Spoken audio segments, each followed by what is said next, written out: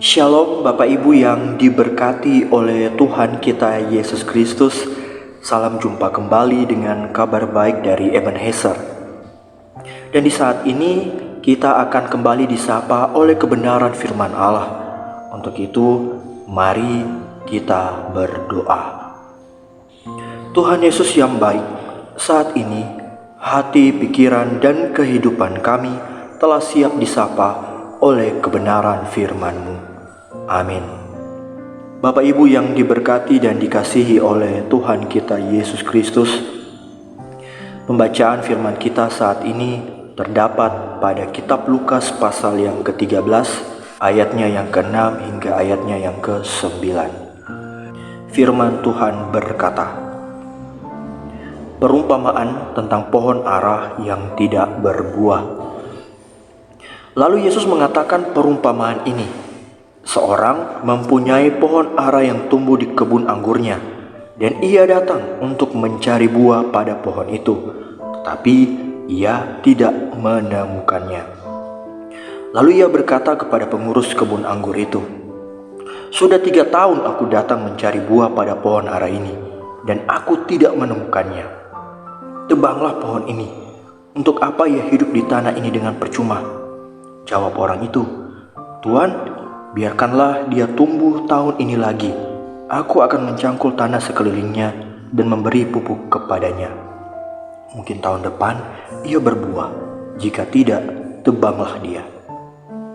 Sedemikian jauh pembacaan Alkitab. Yang dikatakan berbahagia adalah mereka yang mau mendengarkan dan melaksanakannya dalam kehidupan sehari-hari. Haleluya. Kesempatan terakhirkah? Pengurus kebun anggur berkata, "Mungkin tahun depan ia berbuah.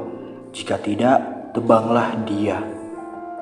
Bapak Ibu yang diberkati dan dikasihi oleh Tuhan kita Yesus Kristus, banyak di antara kita yang tidak menyadari bahwa waktu yang terberi saat ini sangatlah singkat. Dan karena sangat singkat, maka kehidupan kita saat ini juga adalah kesempatan terakhir yang kita miliki.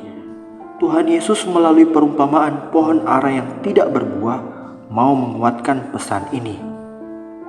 Hidup kita ibarat pohon ara, dan Allah sebagai pemilik kebun ingin di dalam kehidupan yang kita miliki, kita mampu berbuah yang baik dalam pekerjaan, dalam keluarga kita, bahkan dalam setiap aktivitas keseharian kita. Dan buah itulah yang kemudian akan menjadi berkat bagi sesama kita.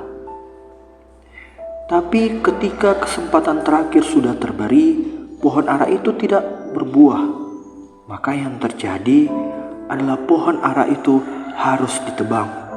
Mengapa? Pohon ara dan pohon anggur seringkali disebutkan secara bersama di dalam Perjanjian Lama, karena memang mereka seringkali sengaja ditumbuhkan secara bersama-sama. Akan tetapi para ahli pertanian mengatakan pohon ara menyerap sangat banyak sumber makanan dari dalam tanah, sehingga kita tidak dapat membiarkan sebatang pohon ara bertumbuh terlalu lama jika memang tidak menghasilkan apa-apa, karena ia akan merebut sebagian besar jatah makanan buat tanaman lainnya. Dalam hal ini adalah untuk pohon anggur. Pohon ara adalah pohon yang cukup besar dan kuat, sehingga membutuhkan banyak sumber gizi. Inilah poin utama dari perumpamaan ini, yaitu bahwa pohon ara hanya tahu mengambil dan tidak memberikan apa-apa. Lalu yang jadi pertanyaannya adalah, bagaimana kalau kehidupan kita saat ini sama seperti pohon ara yang tidak berbuah? Apa yang harus kita lakukan? Nah, menariknya, melalui perumpamaannya, Tuhan Yesus mengajak kita untuk menyadari bahwa waktu bagi pohon ara bertambah karena anugerah sang pemilik kebun. Padahal seharusnya pohon ara itu ditebang karena tidak menghasilkan buah. Nah, Bapak Ibu, sadarkah kita bahwa kita pun mendapatkan waktu hidup karena anugerah dari sang pemilik hidup itu sendiri? yaitu Allah kita. Oleh karenanya, ucapan syukur harus terus kita nyatakan dalam keseharian kehidupan kita. Bapak Ibu yang diberkati oleh Tuhan Yesus, selain itu pada ayat yang ke-8 dikatakan pengurus kebun akan mengusahakan memberikan pupuk kepada pohon ara yang tidak berbuah. Pengurus kebun tidak menyerah melawan pohon ara itu. Dia meyakinkan sang pemilik kebun bahwa pohon ara tidak berbuah disebabkan oleh kondisi tanah yang belum baik, sehingga merawatnya dengan cara diberi pupuk adalah langkah yang harus dilakukan.